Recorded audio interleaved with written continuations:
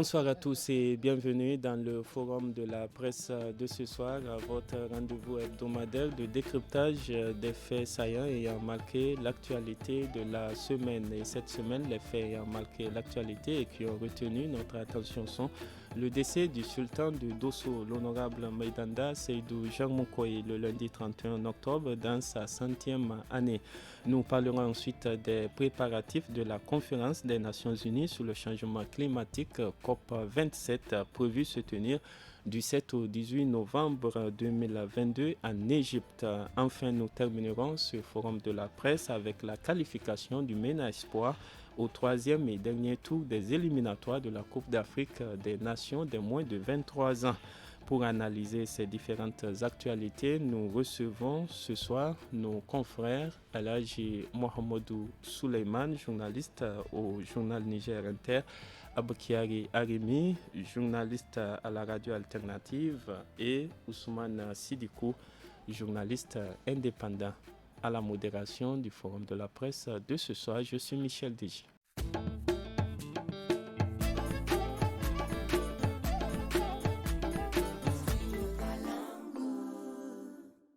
Commençons par le premier sujet. Le sultan de Dosso, Maïdanda Seydou Jarmoukoy, s'est éteint lundi 31 octobre dans sa 100e année. Né en octobre 1923, Jarmoukoy Maïdanda accéda au trône comme chef de province en octobre 2000, avant que celle-ci ne soit érigée en sultanat. Premier pharmacien du Niger, il s'est investi à la création de l'Office des produits pharmaceutiques du Niger et des pharmacies populaires. Depuis 2015, il assurait la fonction de président de l'Association des chefs traditionnels du Niger. Que faut-il savoir davantage sur le défunt Jarmoukoy Maïdanda Alhaji Mohamedou Suleiman? Merci bien. Je permets d'abord de prier pour sa mémoire, pour le repos de son âme. En tout cas, que Dieu lui fasse miséricorde. Ceux qui connaissent le défunt, en tout cas, parlent d'un homme extrêmement cultivé, sage. Tu as parlé tout à l'heure de son apport dans l'éclosion de pharmacie. Donc, en plus de sa carrière donc, professionnelle, il est allé donc, assurer la fonction donc, de sultan. À Dosso, je pense aussi vivre 100 ans n'est pas donné à n'importe qui. C'est une grâce divine qu'il a eue. Donc, je pense que c'est une vie très très riche. Et passer 100 ans dans le respect des normes établies, sans histoire, comme dirait l'autre, je pense que c'est à consolider. La postérité doit s'inspirer justement donc, de ces bonnes pratiques pour davantage consolider les acquis du sultanat de Dosso. Je pense qu'il faut mettre en avant l'intérêt général. Quelques semaines avant, ce qu'on voit dans la presse, je pense que la mort, c'est un moment pour faire le bilan, pour réfléchir en tout cas, surtout s'inspirer, creuser pourquoi en fait les devanciers, pourquoi avec eux ça a marché, il y a eu la stabilité, ils les ont eu accompagnés, donc différents régimes, tout s'est bien passé. C'est parce qu'effectivement il y a des qualités, il y a donc de bonnes pratiques qu'il faut donc implémenter. Donc de mon point de vue, c'est arrivé, on ne peut que prier sur ce cas, en tout cas qu'Allah le fasse miséricorde et que justement le dossier au moment opportun puisse vraiment choisir quelqu'un qui puisse perpétuer justement les valeurs de ce sultanat. Merci beaucoup. Arimi Abokiari, l'écrivain malien disait en africain, un vieillard meurt, c'est une bibliothèque qui brûle. Quel est aujourd'hui l'héritage que feu Seydou Jarmoukoy Maïdanda nous laisse et qui mérite d'être préservé? Oui, bien sûr, sincèrement, on ne peut pas d'abord ne pas présenter vraiment nos condoléances à sa famille, à la famille des chefs traditionnels, parce que c'est quand même le président de l'association qui est décédé. Moi, ce que j'ai entendu dire, je ne l'ai pas, j'aurais pu, mais je ne l'ai vraiment pas croisé dans la vie de tous les jours. Mais on le présente toujours comme quelqu'un de simple. Mais c'est justement une bibliothèque qui s'en va.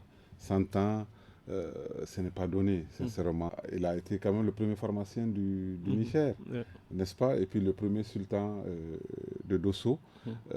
Mais sans tambour ni trompette, aussi chef qu'il soit, c'est pas vraiment, il n'a pas beaucoup défrayé la chronique.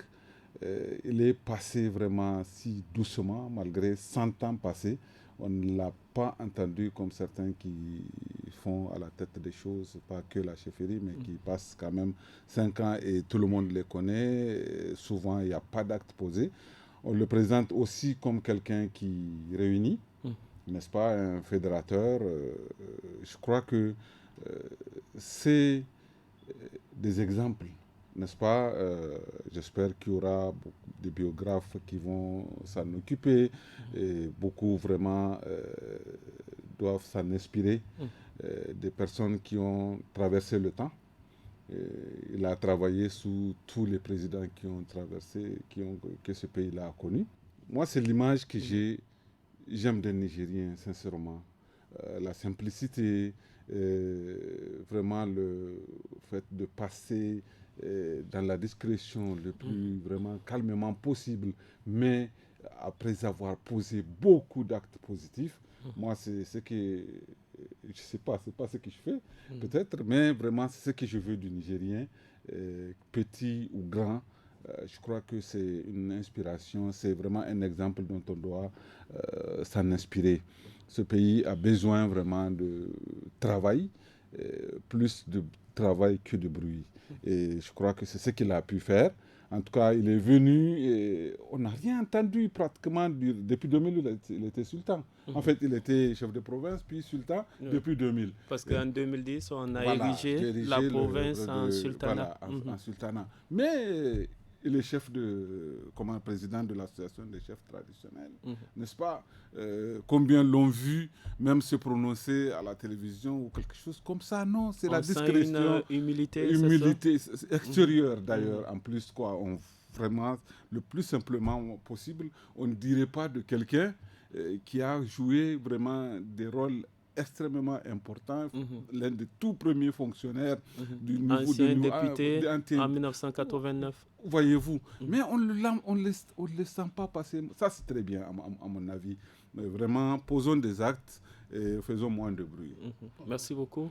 Ousmane Sidoukou, on sait que de par le passé jusqu'à présent, on le sait bien, la chefferie traditionnelle joue un rôle important dans la consolidation de la paix, la promotion de la quiétude sociale et même le développement socio et culturel du pays aujourd'hui. Est-ce que la chefferie continue à jouer son rôle? D'une manière ou d'une autre, qu'on le veuille ou pas, ces chefs traditionnels sont dépositaires de plusieurs valeurs, même si, à l'épreuve des faits, nous constatons, de par des élections qui sont organisées dans ce sens, quelques échauffourées. Mais je ne peux que joindre ma voix à celle vraiment des prédécesseurs qui n'ont pas tari d'éloges à l'endroit de l'illustre disparu. Pour l'avoir côtoyé il y a pratiquement 2 ans de cela dans son palais, nous avions pratiquement 2 heures d'horloge à échanger. Et je vous assure, Michel, que c'est vrai, il échange beaucoup. J'ai eu à le rencontrer également dans son palais royal à Dosso. En échangeant avec ce monsieur, vous sentez que, à l'instant, vous l'avez dit, en rappelant ce que Seydou Badja a dit, que c'est toute une bibliothèque. Moi, je dirais, s'il y a d'autres qualificatifs ou superlatifs, ce ne serait pas de trop. C'est dire que ce monsieur, ayez souvenance, il y a pratiquement pas moins d'1 mois, les différentes parutions en ont fait leur chou gras parce qu'il a eu à faire des restructurations au niveau même de la province qui n'a pas été du goût de plusieurs de ses administrés. Ça démontre à quel point ce styliste disparu a de la vision et qu'il est pragmatique. Là, je l'ai si bien dit, on ne peut qu'espérer que vraiment son prédécesseur, en tout cas que la génération future puisse s'inspirer de ce leadership avéré de ce grand homme. Aujourd'hui, c'est une fierté pas seulement pour le Niger, il a été vraiment à l'avant-garde. Il a servi dans plusieurs pays, c'est pas pour jusqu'à pas moins de 10 ans, il était le président du conseil d'administration de l'ONPPC. C'est dire que cet homme, honnêtement parlant, c'est une perte au-delà du Niger, je dirais c'est une perte pour l'Afrique. Donc, on ne peut qu'espérer, et malgré ce que les uns et les autres peuvent dire par rapport à cette chefferie, moi je reste convaincu que ces leaders coutumiers sont dépositaires de plusieurs de nos valeurs. Donc, occasion vraiment, aussi bien pour les populations que les autorités, vraiment de les consulter, de les approcher, ne serait-ce que dans le cadre de la consolidation de la paix, le renforcement de la cohésion sociale et bien d'autres. Donc, je m'arrêterai ici tout en présentant vraiment mes condoléances les plus attristées à sa famille, à l'association, à la région de Dosso, au Niger, et je le dis, à l'Afrique tout entière. C'est une grande perte pour toute l'Afrique. Il faut rappeler justement qu'il était parmi les 198 intellectuels qui s'étaient rendus donc en Guinée justement pour aider ce pays à se développer. Et lui, il est revenu donc au Bercail et il a par la suite succédé à son cousin Issouf Seydou Jarmakoué au niveau de la chefferie donc, de Dosso. Il faut rappeler donc qu'il a été inhumé jeudi 3 novembre 2022 dans sa cour royale au niveau donc de la région de Dosso. Nous souhaitons que son âme repose en paix et qu'Allah lui accorde le paradis éternel. Amen. Passons au deuxième sujet du forum de la presse de ce soir, les travaux de la conférence des Nations Unies sur le changement climatique COP27 se dérouleront cette année dans la ville de Sharm el-Sheikh en Égypte du 7 au 18 novembre 2022. Cette COP ou conférence of the Parties est un sommet annuel sur le climat organisé par l'organe onusien sur le climat dénommé Convention cadre des Nations Unies sur le changement climatique. Elle a lieu la 27e fois, d'où l'appellation COP27. En prélude justement à cette COP27, vendredi à Niamey, une conférence des jeunes sur le climat a eu lieu. Les échanges ont porté sur les enjeux de cette conférence des parties pour le Niger. Plus de détails avec Sani Ayouba, directeur exécutif des jeunes volontaires pour l'environnement, un des organisateurs de cette conférence qui a eu lieu à Niamey. Plusieurs jeunes ont été sponsorisés par des institutions et vont renforcer la délégation nigérienne de la COP pour porter les messages de notre jeunesse, porter les évidences. Parce que vous savez, au Niger, nous souffrons trop des inondations, de l'impact des sécheresses. Donc c'est pour porter ces messages et puis porter aussi les bonnes pratiques qui sont développées par nos communautés pour rester plus résilientes face aux crises de catastrophes que je viens de citer et continuer dans les plaidoyers pour que la COP qui va s'ouvrir dans les jours à venir soit une COP africaine, une COP qui répondra en tout cas aux attentes des communautés. Parce que la lutte contre les changements climatiques, c'est une question d'urgence, c'est une question de survie. Donc il est important que les actions climatiques soient vraiment au cœur des décisions qui seront prises durant ces négociations. C'est vraiment de faire du plaidoyer, de l'influence, surtout de contribuer dans la proposition des solutions. C'est ainsi que nous pouvons revenir avec des partenaires ou des projets de financement que nous pouvons mettre en œuvre.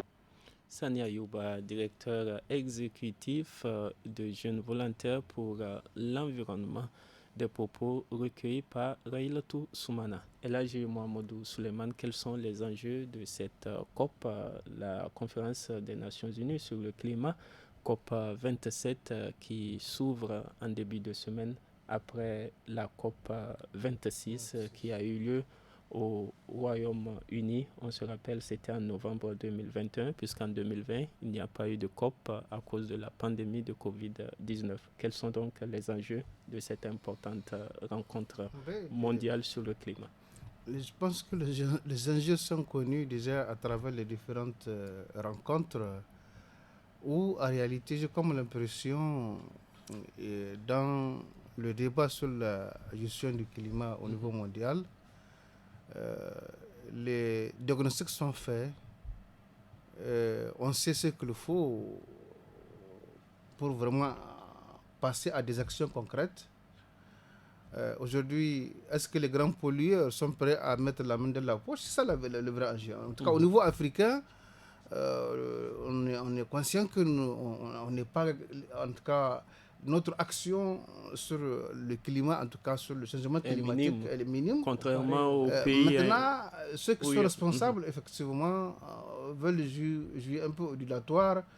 On entretient un débat tout le temps de rencontres et de rencontres. Alors, il est question, et je pense que nos dirigeants, en tout cas, ne ratent pas l'occasion pour le dire à toutes les occasions. Voilà, en fait, il faut donc mobiliser les moyens, et que ce soit dans le climat, que ce soit dans de la sécurité, on se rend compte que souvent, lorsque ça concerne vraiment les plus pauvres, en tout cas, ça concerne le tiers-monde, franchement, les gens hésitent. En tout cas, on a vu la guerre en Ukraine. La mobilisation des gens dans cette situation contre la situation sécuritaire au Sahel, vous voyez, c'est quand même l'écart est abyssal en termes de mobilisation. De la même façon, je pense que moi je suis en train de dire que ne pas qu'il y ait un sommet, une conférence de trop. C'est-à-dire qu'on connaît, les gens, les techniciens, en tout cas les experts et même les politiques ont fait les évaluations. On a dit vraiment, voilà, on attend en tout cas les moyens. Donc, est-ce qu'on est prêt vraiment à décider au sortir de en tout cas, en termes d'enjeux? Parce que pour moi, en tout cas, c'est les actions qui importent. Les actions, nous connaissons par exemple, quand on prend ici, en tout cas au niveau du Sahel, le phénomène, en tout cas, c'est une réalité, c'est que nous vivons. Lorsque quand je pense le côté vraiment production agricole, lorsque ça dépend de la nature et que souvent effectivement la situation est assez claire, nous savons par exemple ce que nous voulons des moyens en tout cas pour faire en sorte qu'on ne dépende pas de la nature. Donc on peut avec les moyens, des actions concrètes en tout cas faire face aux défis climatiques. Mais je veux dire tout simplement, il y a vraiment un besoin d'engagement vraiment concret pour vraiment donner les moyens, en tout cas au niveau mondial. En tout cas, si on veut inverser la tendance, ce n'est pas des discours qu'il faut, c'est vraiment des actions concrètes. Et j'ai comme l'impression, chaque fois, en tout cas, on fait ces rencontres-là de semer, je constate que je ne vois pas en fait des actions concrètes sortir en tout cas de ces réunions. Au Niger, par exemple, on a écouté Sani Ayouba, le directeur exécutif de JVE, qui parle d'inondation au niveau des plaidoyers, un pays qui est vraiment négativement impacté par ce phénomène de changement climatique. Oui. Qui dit plaidoyer vraiment demande en tout cas mobiliser les moyens. Donc, est-ce que vraiment les moyens suivent? C'est ça, en tout cas, moi, je pense que en termes d'enjeux, on attend de voir, mais franchement, la COP 27, c'est-à-dire qu'il y a eu 27 réunions de ce genre. Donc, chaque fois, vous voyez, on va continuer à faire des réunions. Non, je pense que ce n'est pas ça la voie. Imaginez les moyens qu'on mobilise pour faire déplacer tout le monde au niveau des Nations Unies. Ces moyens-là, il faut les utiliser pour... en tout cas, qu'il y ait moins de réunions. Il faut plus d'actions, c'est ce que vous soutenez. C'est vrai, depuis 1995, il y a eu la première COP à Berlin, en Allemagne. Jusque-là, les rencontres se multiplient. Il y a eu justement un accord, c'est l'accord de Paris. Et c'était vraiment un accord qui appelait tous les États à s'engager financièrement pour aider les pays pauvres à pouvoir justement beaucoup plus être dynamique dans cette lutte contre le dérèglement climatique. Aujourd'hui, Arimi Aboukiari, quel doit être le message du Niger à cette rencontre? Écoutez, c'est le message du Sahel. C'est vraiment le message des pays démunis comme les nôtres. Parce qu'on souffre plus que ceux qui sont, entre guillemets, je dirais, responsables de ce qui arrive. Parce que oui, il y a le réchauffement climatique, mais vous savez aussi, le changement climatique est aussi cyclique selon des spécialistes, mais toujours est-il que là, nous vivons vraiment de plein fouet les effets de ce changement climatique. Le Niger a des choses à dire parce que j'ai eu vraiment la chance de participer à des ateliers sur le changement climatique, sur les données que le Niger présente juste à l'occasion de ces rencontres. C'était à Bangoula, c'était un truc préparé en fait par le ministère de l'Environnement. Puis le projet qui est logé au niveau de la primature là, à Dosso par 2 fois. Il y a des choses à proposer et j'ai aussi compris qu'il y a des choses à aller chercher. Parce que malheureusement, nous sommes dans cette position. Ceux qui ont causé le plus de mal, l'Afrique est vraiment nettement derrière en matière d'émissions de gaz à effet de serre et tout. Encore le Niger, vraiment, parce que une partie de nos animaux cause plus de dommages que vraiment même la population. C'est négligeable ce que nous émettons. Et donc nous sommes en droit d'aller chercher, malheureusement, comme d'habitude, on doit encore tendre la main et remplir des conditions. Moi, je pense qu'on perd beaucoup de temps à faire ces choses-là. Il faut être concret. Nous avons par exemple la muraille verte à construire du Sénégal à l'Éthiopie jusqu'à Djibouti. Et bien, les pays de cette zone n'ont qu'à se mettre pour concrétiser ce projet grâce à ces COP qui ne font que se succéder et où on dépense énormément d'argent au lieu de faire quelque chose. Et grâce à ces ateliers, ce que j'ai compris, c'est que malheureusement, on ne parle de COP21, de réchauffement climatique, concrètement au Niger, dans nos pays en général, qu'à l'occasion de ces COP. Or, ça doit être une préoccupation de tous les jours. Actuellement, Difa est sous l'eau, par exemple. Écoute, donc, et en partie, les spécialistes disent que c'est dû au changement climatique. N'est-ce pas? Donc, on doit vraiment mettre en œuvre vraiment des projets pour expliquer à la population et aussi dire qu'est-ce qu'on doit faire. Quant aux responsables vraiment en partie de ces réchauffements-là, ils font que miroiter les moyens qu'il faut aller chercher pour faire quelque chose en réalité. Théoriquement, il y a énormément de moyens à chercher, n'est-ce pas? Il y en aura à boire et à manger dans notre cadre vraiment pour faire ces travaux de plantation d'arbres, d'utilisation d'énergie solaire. Mais en réalité, on ne te donne jamais le moyen d'aller chercher. C'est extrêmement compliqué d'aller chercher ces moyens-là, tels que nos fonctionnaires, nos financiers ne savent pas le faire.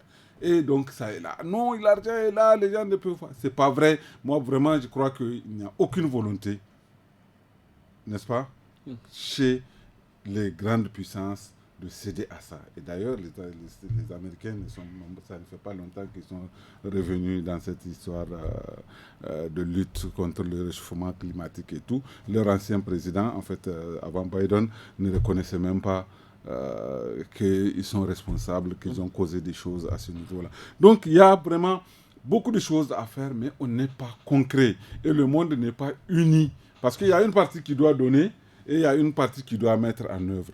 On pense, et nous, on fait du zèle dans ce que nous faisons. Même le peu que nous avons, le charbon même, on ne veut plus utiliser, pensant que, alors que nous, ce qu'on fait là, ça ne fait même pas ce que la ville, une seule ville peut émettre comme vraiment gaz à effet de serre.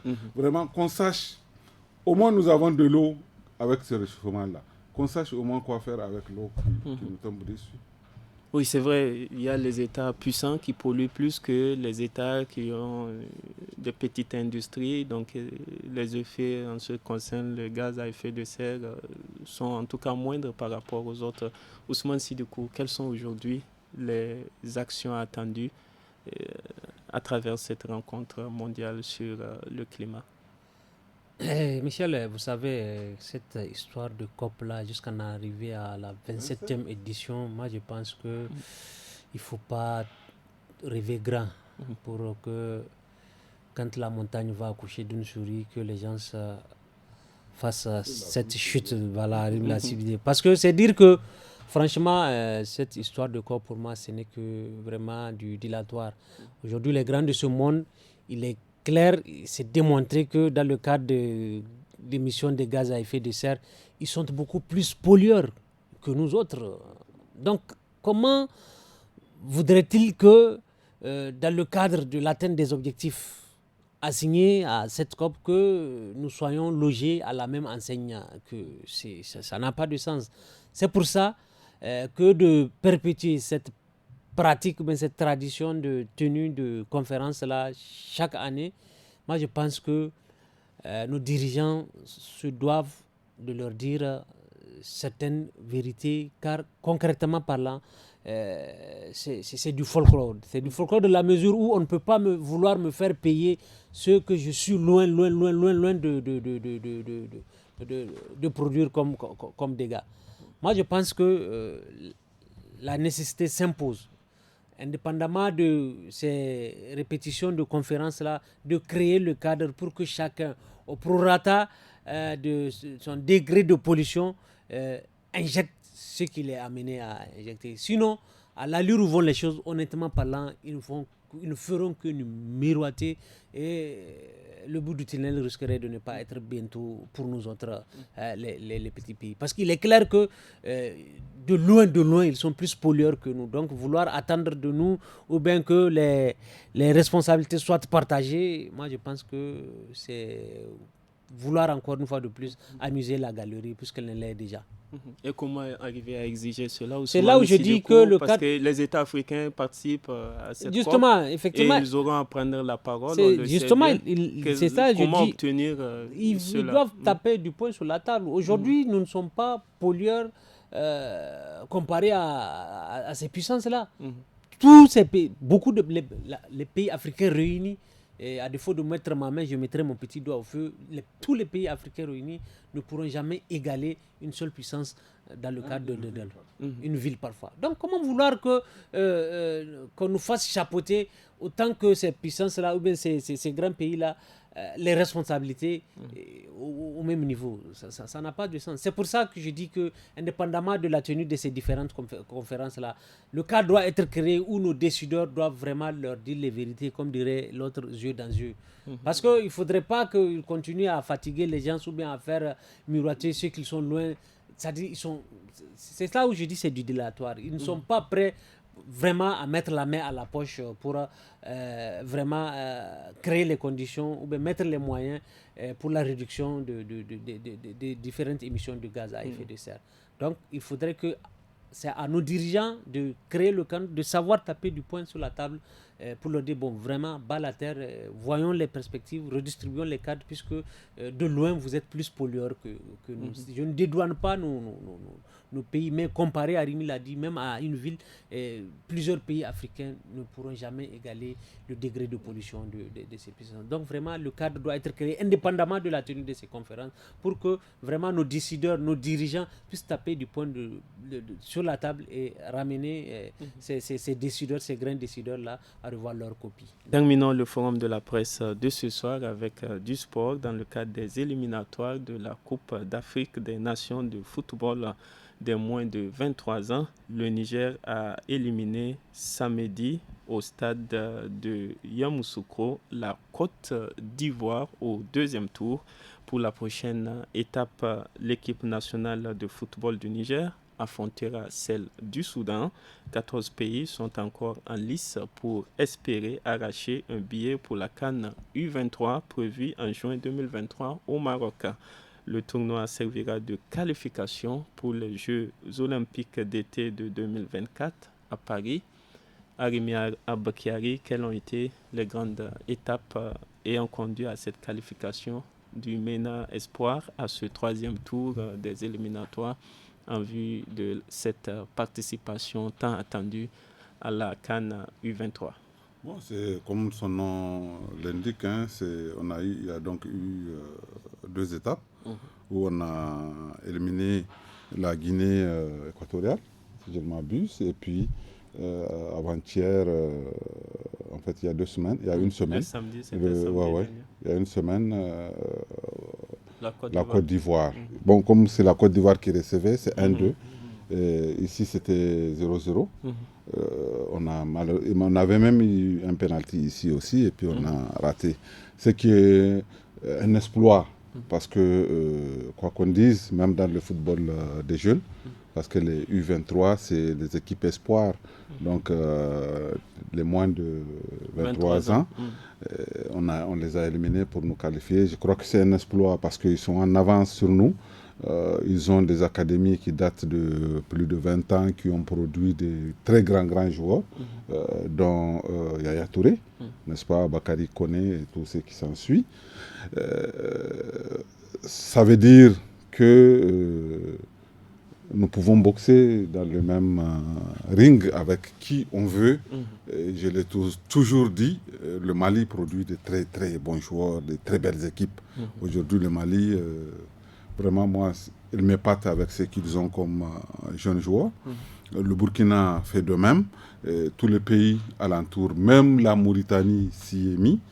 Donc, il est vraiment grand temps pour nous de nous qualifier. Il faut féliciter ceux qui ont œuvré vraiment à cet exploit. Maintenant, il reste encore à croiser le Soudan en mars prochain. Le Soudan qui est le tombeur du Bénin. Je sais que le Bénin aussi a une très belle équipe. Ils les ont battus 3-1 si je ne m'abuse. Et donc il faut se préparer à ça. Nous avons peut-être notre génération dorée, parce que les équipes U23, les équipes espoirs, ça nous rappelle l'équipe U23 du Nigeria, qui allait faire des exploits vraiment à Atlanta, aux Jeux Olympiques, n'est-ce pas? Ou en Kokanu, Djidji Okocha, Et ça nous rappelle aussi l'équipe du Cameroun qui est aussi allée faire des exploits aussi aux Jeux Olympiques avec Mboma, avec Eto'o, voilà. Et donc peut-être que nous avons notre génération dorée, mais tout laisse à croire que malheureusement nous n'avons pas une large assiette comme ces équipes-là l'avaient à l'époque. Parce qu'au match aller, nous n'avons pas gagné tout simplement parce qu'il y avait 2-3 joueurs clés qui étaient malades, n'est-ce pas, qui étaient blessés et qui n'ont pas pu jouer ce match-là. Et donc, d'ici mars, je crois qu'il y a possibilité d'aller chercher d'autres joueurs pour compléter, vraiment avoir une marge de manœuvre avec nos propres joueurs. Je pense que les Nigériens, nous en faisons des enfants capables de faire ça. N'est-ce pas? La fédération semble être consciente de cet aspect. Parce que, quoi qu'on dise, la pérennité, le fait de durer à la tête de la fédération et tout, passe par ces résultats. Quand il n'y a pas de résultats en sport, quel que soit ce que vous avez fait, ça ne sert à rien du tout. Et ça, la fédération a déjà sous les aisselles le fait de s'être qualifié, d'avoir qualifié l'équipe à prime au Chan, en Algérie. Et il y a ça aussi qui se profile si jamais on se qualifie pour aller en Algérie, puis on gagne pour se qualifier, parce que les 3 premiers se qualifient aux Jeux Olympiques à Paris. Et donc si on a ça, je crois que c'est quelque chose que n'importe quel sportif vraiment de bonne foi peut apprécier comme étant un résultat positif. Il y a moyen de le faire. Je constate que l'État du Niger accompagne tant bien que mal, même si j'ai entendu parler d'arriérés de primes de match. Bon, ce n'est pas des choses qui doivent arriver. Aujourd'hui, le football, c'est vraiment... Ce n'est plus un jeu. Et c'est des espèces vraiment trébuchantes qu'il faut mettre à la disposition des jeunes pour aller chercher ces résultats. Quand le Mali est capable de donner une maison à tous ces jeunes qui se qualifient à une Coupe du Monde ou machin, le Niger a les moyens de faire. J'ai du plaisir à me comparer au Mali et au Burkina parce que nous partageons carrément les mêmes réalités. Ce qui se fait dans ce pays doit pouvoir... Parce qu'on doit voir grand. Et on ne peut pas être grand, vouloir aller en Cannes tant qu'on ne met pas les moyens qu'il faut. J'espère que ce n'est pas tombé dans les oreilles d'un sourd. Vraiment, nos autorités doivent accompagner et après demander les comptes s'il le faut. Voilà ce que je pense et vraiment toutes nos félicitations aux jeunes. C'est une très très bonne chose. Même ceux qui ont tendance à se décourager, ça donne du baume au cœur. Ce que tu n'as pas pu faire, les jeunes, quand ils le font, ça fait vraiment plaisir. Merci beaucoup, Aboki Arimi, Ousmane Sidoukou. On l'a entendu, il y a donc un travail de longue haleine qui est attendu pour pouvoir espérer cette qualification à la CAN U23. Est-ce qu'on peut dire qu'à l'heure actuelle, il y a de l'espoir? Vous savez, moi j'ai l'habitude de le dire, le 18e homme que constitue le public nigérien ne demande que ça. Malgré les revers qu'il a eu à assurer, je vous assure, ils n'ont jamais cessé de faire chorus derrière leur équipe nationale pratiquement à tous les niveaux. L'espoir est certes permis, mais ce gros mais, c'est vraiment c'est de rendre compte. Aujourd'hui, on ne peut pas se permettre ou bien rester ou bien être dans cette posture assez défaitiste qu'à chaque élimination, même si étant près du but, je ne dirais pas que ça ne gêne, mais ça ne marque personne, on n'interpelle personne, alors que c'est des moyens minimes ou bien insuffisants soient-ils qui ont été mis à la disposition. Même si le résultat final n'a pas pu être atteint, moi je pense qu'il est du devoir de ceux à qui les moyens ont été donnés de rendre compte. C'est ce à quoi nous n'avons jamais assisté. Je vous assure. Sinon, le public nigérien n'a jamais cessé, je le répète, de faire chorus derrière les différentes équipes nationales. Mais là où le bas blesse, et ce qui est désolant, Michel, c'est non seulement ce maintien qui n'a que trop duré, mais de ne pas... C'est-à-dire c'est une sorte d'omerta qui entoure vraiment pratiquement toutes les échéances en termes de qualification de nos équipes nationales à tous les niveaux. C'est ça que moi je ne comprends pas et occasion pour moi franchement d'interpeller les sportifs, les dirigeants que sont les Arimi. Aujourd'hui, ailleurs, quand on vous donne les moyens, minimes soient-ils, vous avez ce devoir de venir rendre compte, dire voilà ce qui a été. Mais on ne peut pas continuer à laisser les gens se faire, à laisser notre football être entouré. Vous pensez qu'il y a un problème de gouvernance? Il y a un sérieux problème, Michel. Il y a un sérieux problème. On ne peut pas aujourd'hui, même si on n'a pas atteint là où on voulait tendre, mais quand même, est-ce que vous, avez-vous souvenance que cette équipe dirigeante est sortie venir dire à l'issue, quelle qu'en soit l'issue, dire bon, rendre compte, voilà ce que... Non, il aurait fallu que les gens commencent à tirer la sonnette d'alarme, à tirer par-ci, par-là. Non, on n'a pas besoin de ça. Voilà des moyens qui ont été mis à votre disposition. Le but final n'a pas été atteint, mais sortez pour dire, expliquer aux gens. Mais que de laisser cette omerta entourer notre football que nous aimons tant, que nous chérissons tant, moi je pense que bas la terre, puisque nous sommes dans le domaine du sport, il faut que les gens apprennent à rendre compte. Les jeunes ne demandent que vraiment à être suivis, encouragés. Merci. Moi je suis d'accord avec Arimi, moi je pense que on a même tardé à avoir notre génération dorée. Et c'est ainsi qu'on a raté tellement de générations dorées. Avec cette catégorie U23, moi je pense que l'espoir plus que permis, moi je pense qu'on doit tendre vers la matérialisation de ce rêve tant voulu et souhaité par tout un peuple. Donc il ne faudrait pas qu'un groupe...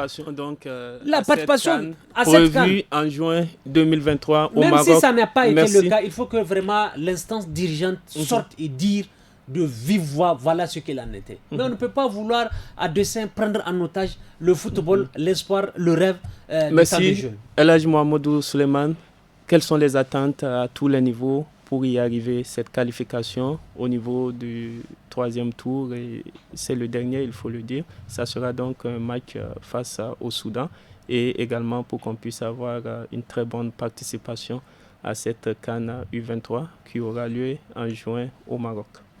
Les attentes, c'est, je reprends l'expression, Arimi tout à l'heure dit que le football ce n'est pas un jeu. En fait, quelqu'un a dit c'est un jeu avec beaucoup d'argent. En vérité, lorsque nous apprenons franchement c'est vrai, la question de gouvernance, nous apprenons non seulement il y a des retards des arrêts des primes de joueurs, que ce soit au niveau de U23, mais aussi, par exemple, le formateur français, Cavalli, il est dans son 14e mois d'arriéré. Moi, quand je vois la volonté politique, le président de la République est sorti par 2 fois au niveau de, je crois, on a appelé match de gala, la dernière fois au niveau. Il vient au stade.